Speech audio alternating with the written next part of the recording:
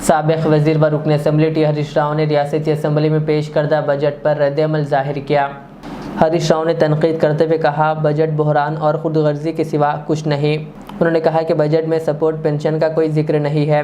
उनका कहना था कि इंतखाबात के दौरान ख़वातीन को माहाना 2500 रुपये देने का वादा किया गया था, लेकिन बजट में इसका जिक्र नहीं। हरीश राव ने इल्ज़ाम लगाया कि कांग्रेस कायदीन ने इंतखाबात के दौरान वादा किया था कि वो 1 साल में 2 लाख नौकरियां देंगे, लेकिन बजट में इस मामले का कहीं भी जिक्र नहीं किया गया। उन्होंने आसरा पेंशन का जिक्र ना करके बेवाओं, ज़ईफ़ों और माजूरिन को धोखा देने पर हुकूमत को तनकीद का निशाना बनाया। उन्होंने कहा कि कांग्रेस हुकूमत को ये दावा करने का कोई हक़ नहीं कि वो गरीबों की हुकूमत है। कहा, कांग्रेस हुकूमत जिसने जॉब कैलेंडर जारी करने का वादा किया था, जो अब तक पूरा नहीं हुआ।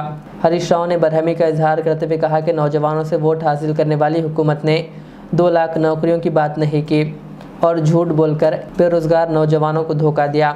हरीश राव ने याद दिलाया कि हुकूमत के रवैये की वजह से 50 ऑटो ड्राइवर्स पहले ही खुदकुशी कर चुके हैं, इसका भी जिक्र क्यों नहीं किया गया। మహిళలందరికీ 2500 రూపాయలు ప్రతి నెల ఇస్తామన్నారు. ఇప్పటికే 8 నెలలు అయిపోయింది. బహుశా ఈ బడ్జెట్లోనైనా పెట్టారేమో. మొదటి హామీ కదా. ఈ రాష్ట్రంలో ఉన్న మరి దాదాపు 1.5 అక్కా చెల్లెలు ఎదురు చూస్తా ఉన్నారు. అందులో 18 ఏళ్ళు దాటిన వాళ్ళు పెట్టుకున్న 1 కోటి మంది ఉంటారు. 1 కోటి మంది అక్కా చెల్లెళ్లకు శుభవార్త చెప్తారేమో అని చెప్తే నిరాశ చూపారు. ఇవాళ 8 నెలలు అయింది. 8 నెలలు లెక్క తీసినా దాదాపు వీళ్ళు ఇప్పటికే 20,000 కోట్లకు పైగా బాకీ పడ్డారు పాతది.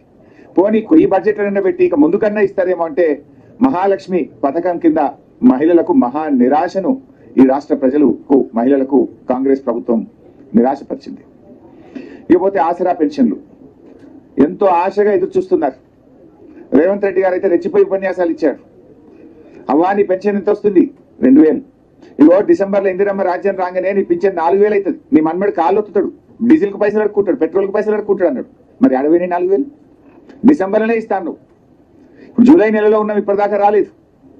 కాంగ్రెస్ పార్టీ నాయకులు ఎన్నికల సమయంలో ఇంటికి 2 పింఛన్లు ఇస్తాం, అవ్వకిస్తాం, తాతకిస్తాం, నౌకరున్నా ఇస్తాం, కొత్త పెన్షన్లు ఇస్తాం, అర్హులందరికీ ఇస్తాం, 4000 ఇస్తాం అని ఊదరగొట్టింది కదా. 100 రోజుల్లో ఇస్తామని బాండ్ పేపర్ మీద రాసిచ్చింది కదా. ఏమైంది మీ బడ్జెట్లో? ఎందుకు పెట్టలేదు అని నేను అడుగుతా ఉన్నా. అంటే ఇవాళ పేదలకు మేము ప్రాధాన్యత ఇస్తాం, మాది పేదల ప్రభుత్వం అన్నారు కదా. మరి ఇంతకంటే పేదలు ఎవరు?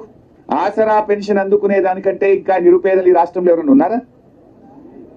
వృద్ధులు, అభాగ్యులు, ఒంటరి మహిళలు, చేనేత కార్మికులు, గీత కార్మికులు, వికలాంగులు, మరి ఎయిడ్స్ పేషెంట్లు, డయాలసిస్ పేషెంట్లు, వీళ్ళకంటే పేదలు, వీళ్ళకంటే ఇంకా కష్టాల్లో ఉన్నటువంటి వాళ్ళు ఎవరైనా ఉంటారా?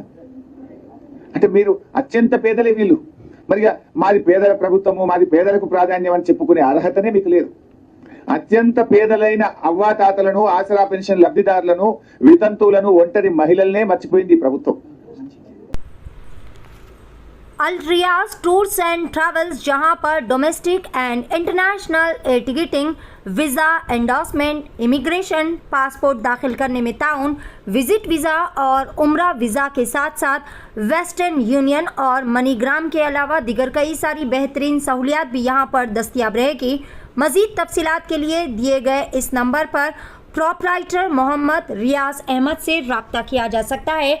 फ़ोन नंबर है 9700358014 या फिर 9182535378 या फिर सीधे चले आए अल रियाज हेल्थ केयर क्लिनिक, मुस्तफ़ा नगर, फलकनुमा, हैदराबाद। आपका इत्मीनान ही हमारी कामयाबी।